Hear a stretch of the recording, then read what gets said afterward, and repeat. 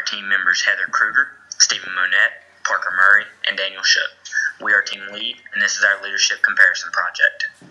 Our objectives for this assignment were to use two different leaders to compare and contrast useful, ethical, and effective elements of leadership with failed, unethical elements of leadership, and then analyze how each of these leadership styles can affect organizations. We will now discuss the differing leadership styles between Howard Schultz and Kenneth L.E.A.D. Howard Schultz has been at the helm of Starbucks since he purchased it in 1987 up until April 2017, with an 8-year gap in between. He grew the company to 25,000 locations nationwide, or worldwide rather, and has one of the most recognizable brands in existence.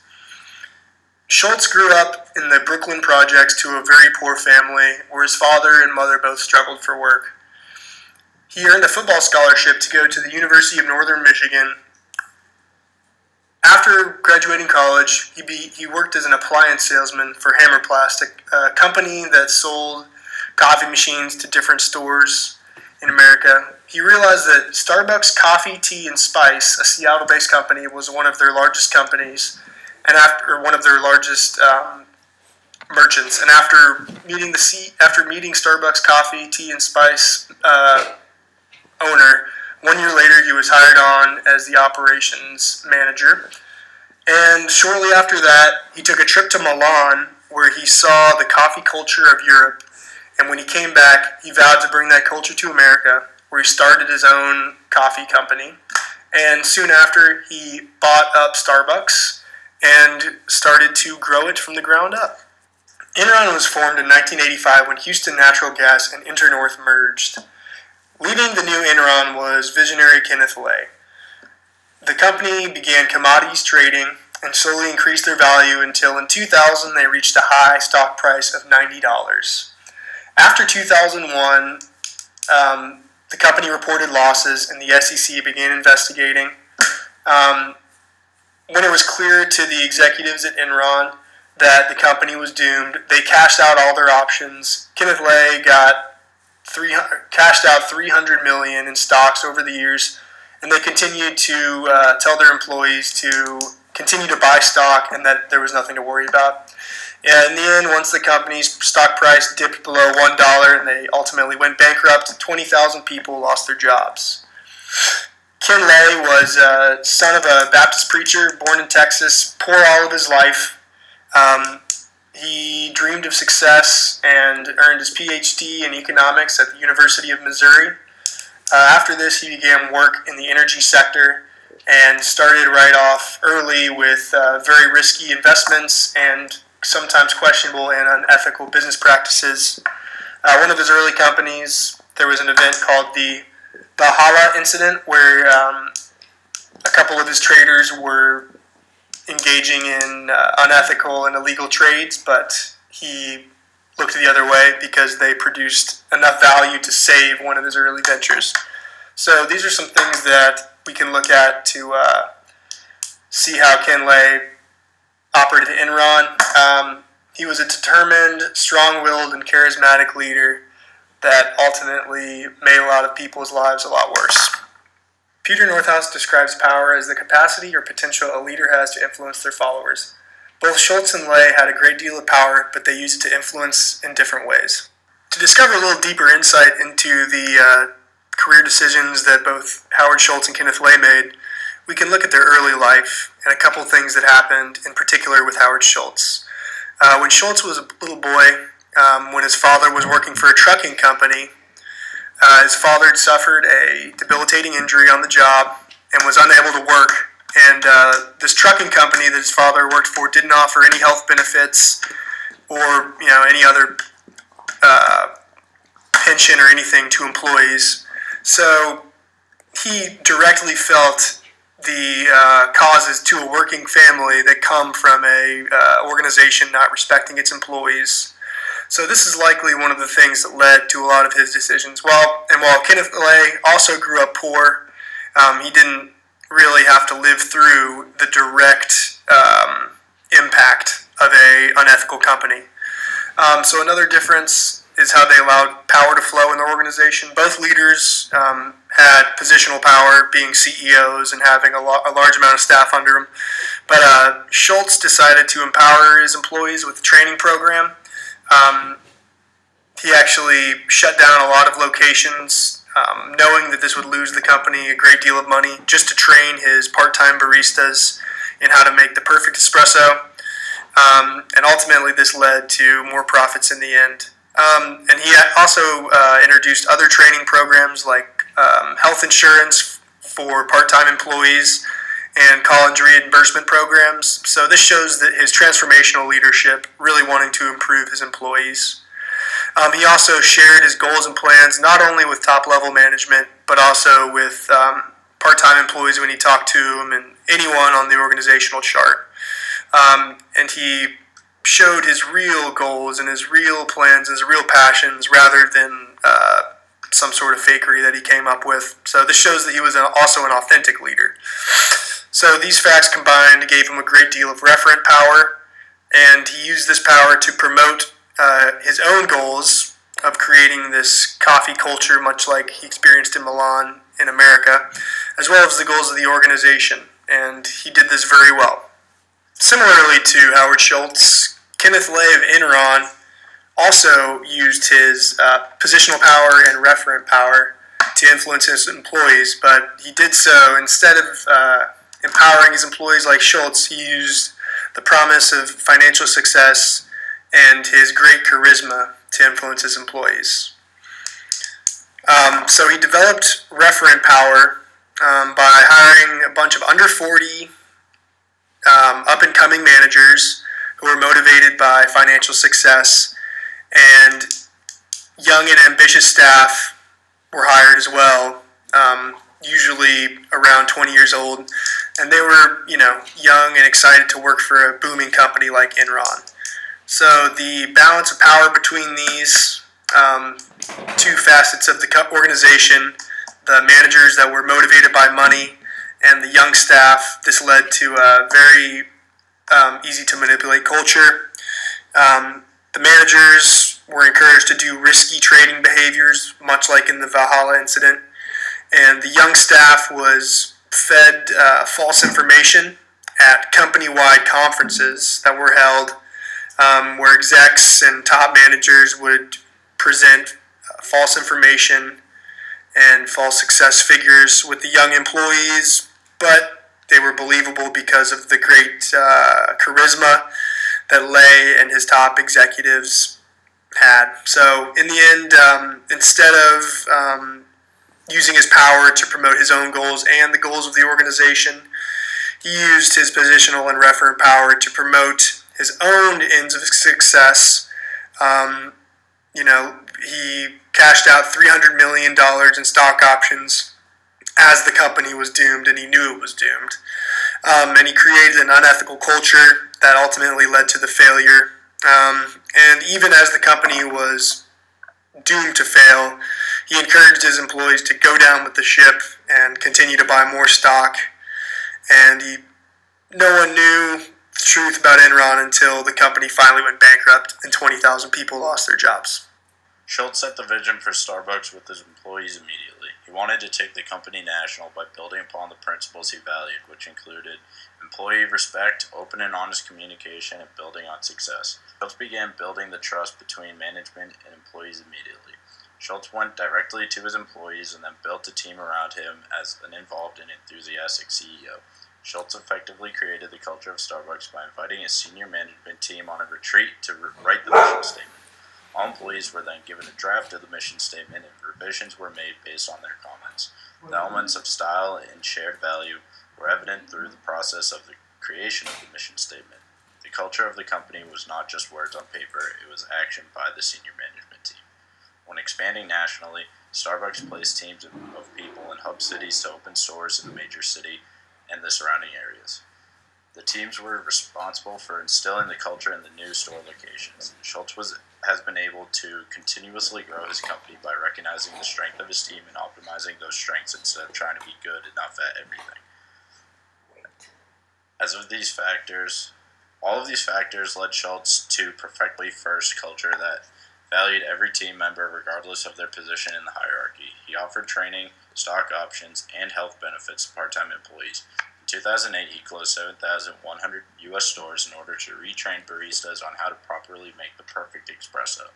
The setback this caused would send most CEOs into a tailspin, but Schultz held fast, and as a result, the company saw a tripling of profits over the next 2 years from $315 million to $945 million.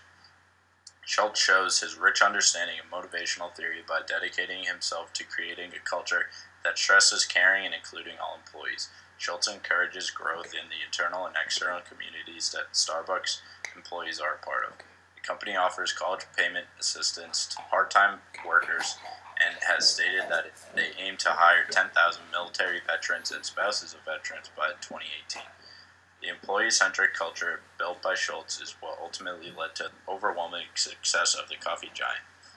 In contrast, Kenneth L.E.A.D was a visionary and had dreams of changing the way commodities were traded. While at Enron, he surrounded himself with like-minded people who enabled the unethical culture to flourish. Many of the top managers were up-and-coming, under 40-year-old professionals who lacked the ability and interest in managing their young, ambitious, often 20-something-year-old staff. This led to ambiguous leadership like L.E.A.D, who was seldom seen in the office. The members of L.E.A.D's leadership utilized market-to-market accounts to claim revenue on completed projects and hide losses using off-the-book accounts to not hurt the shares of the company. These shares were purchased by the employees and did not have any value. Enron was the perfect toxic triangle, a destructive, charismatic leader mixed with the susceptible followers in an unstable, conducive environment. When discussing what makes a great leader, one must examine the idea of ethical leadership. Peter Northouse described it best when he wrote, "Ethical leadership is about being a good person and doing the right thing in the right way." The reason ethical leadership is so important is because of the influence leaders have on their followers. In a business, leaders are faced with difficult decisions constantly. How a leader chooses to respond in these situations is a direct reflection of their ethics and morals. These choices have the potential to not only affect the leader, but the entire company and followers as well. To explore ethical leadership, it is important to think about the traits that are associated with an ethical leader. Northouse outlines 5 principles as the foundation for sound ethical leadership: respect, service, justice, honesty, and community. This list is by no means all-inclusive, but it does give us insight to the types of traits that ethical leaders possess. When determining if a leader is ethical, it is important to determine if they possess these traits and if their decisions are made to benefit the greater good. Howard Schultz is an exceptional example of ethical leadership. His vision and morals have helped build a company that is focused on the employees and the community. Schultz has shown to be both transformational and a servant leader in the way that he places the collective good over his own self-interest. Schultz's ethics were shaped by the early experience with his father. Schultz is quoted as saying, "From day one, I wanted to build the kind of company my father never got the chance to work for, a company that honors and respects the dignity of work and the dignity of all men and women." As a CEO, he has made sure to create a culture that values the employees and their input. This type of ethical leadership not only builds trust with followers, but it also helps build a community of caring that allows a business to prosper. While discussing ethical leadership, it is just as important to understand how detrimental unethical leadership can be to an organization. Peter Northouse describes the dark side of leadership as the destructive and toxic side of leadership, and that a leader uses leadership for personal ends. Unethical leaders tend to act in their own self-interest, even if those actions cause harm to others. This idea of ethical egoism is a problem that drives many leaders and businesses in today's society. The major problem facing organizations and followers is that unethical leaders are not always easily identifiable, and it may be too late by the time it is recognized. The reason being is that these individuals often possess many of the traits that make a great leader, but instead they use these traits in a destructive manner. Kenneth L.E.A.D is a great example of how unethical leadership can destroy a company and the individuals it employs. L.E.A.D was a central figure in the rise and fall of Enron. In 2000, Enron was ranked as the 6th largest company in the world and reached number 7 in the Fortune 500 list. However, by the end of 2001, the stock price had dropped below $1, and Enron became the biggest bankruptcy in United States history. This crash was a result of Enron overvaluing the assets it bought and traded. L.E.A.D failed to communicate to his team that firms had been hired to hide Enron's financial debt and to generate revenue from trades that lacked economic substance. During this time, Enron paid its top executives $680 million, while 20,000 employees lost their jobs and many their life savings. L.E.A.D was a pseudo-transformational leader who manipulated his followers in a way that benefited himself. Even though he knew that this situation would harm many, he still chose the path that focused on his own self-interest. This is the exact description of unethical leadership and shows how detrimental it can be to a company and its followers. Starbucks' competitive advantage under Schultz stems stems from the company staying true to its mission to inspire and nurture the human spirit, one person, one cup, and one neighborhood at a time. Schultz built and sustained the company's success using high brand recognition through worldwide growth due to strategic partnering with companies to build on the combined strength of distributing, marketing, and supply chains. He increased revenues and profits through expansion of product offerings using a variety of distribution channels and market segments. Starbucks' website reads of company values of creating a culture of welcoming and warmth, dignity and respect, and drive through performance and humanity. The elements of speed and simultaneous thrusts in the business environment gave Starbucks a first-mover advantage while maintaining the integrity of the company's mission. When Starbucks expanded internationally, fast growth was the goal without compromising the core values of the company. Starbucks only partnered with companies that held the same values and corporate culture.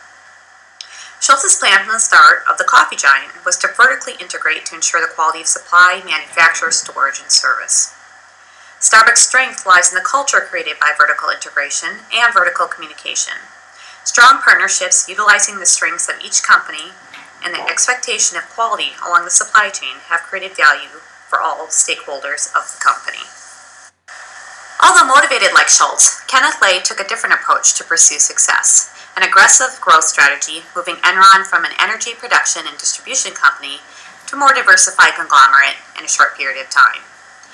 The rapid growth led to out-of-control operations and an overwhelmed management staff. The top management hid information from security analysts, the SEC, and its stakeholders. L.E.A.D and his team ignored some of the warnings by managers who realized the problems or addressed the warning signs by demoting or transferring whistleblowers.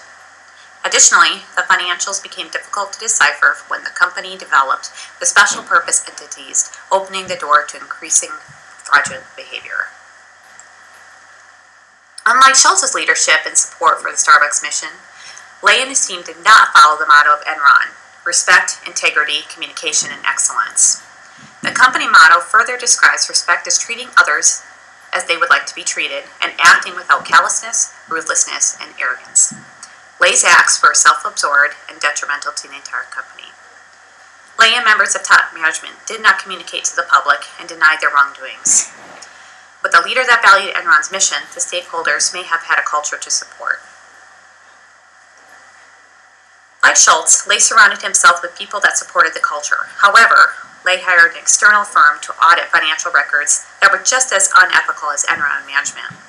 Accounting firm Arthur Andersen supported the culture of Enron and his fraudulent behavior by shredding some important Enron documents, even after warnings from the SEC.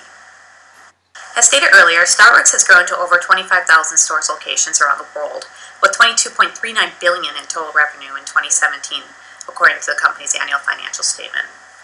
The core principles of Starbucks: a focus on quality product, quality care of all Starbucks partners, high quality standards for customer service, and quality experience in the store that led to quality returns for the shareholders. As a transformational leader, Schultz developed his employees, satisfied their needs, and treated them as full human beings. Schultz understood that employees of Starbucks are key stakeholders in the company. They are partners that create the value for the customer. Using a partner review survey, Starbucks is able to hear the voice of its employees and implement changes based on their feedback.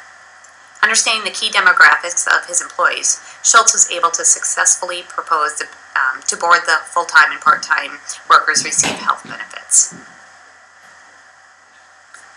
While Schultz laid the groundwork for satisfied stakeholders, L.E.A.D established groundwork for unsatisfied stakeholders.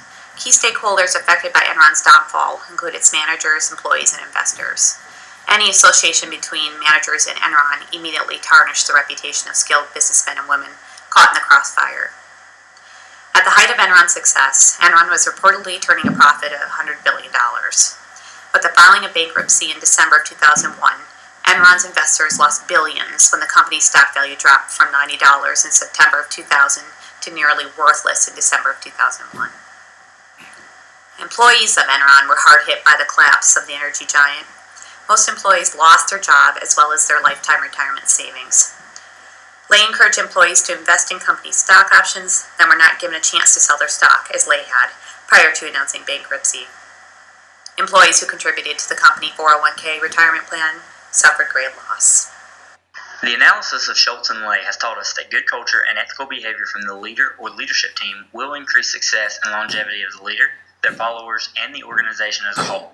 It is incredibly important for a leader to stay true to the mission in order to be successful and never lose sight of that mission regardless of the situation. While both of these men were leaders of their companies, Schultz was clearly a superior leader based on the ethical behavior and his ability to adjust the way he led when his company was not meeting expectations and veered off of its mission. L.E.A.D, on the other hand, veered from the mission of Enron, which ultimately led to the collapse of the energy giant. Greed over ethical behavior was the culture that L.E.A.D created at Enron, and that very culture is what led to L.E.A.'s demise. Team L.E.A.D would like to leave you with the following question. Have you personally witnessed unethical leadership? And if so, how did it affect the followers and the organization?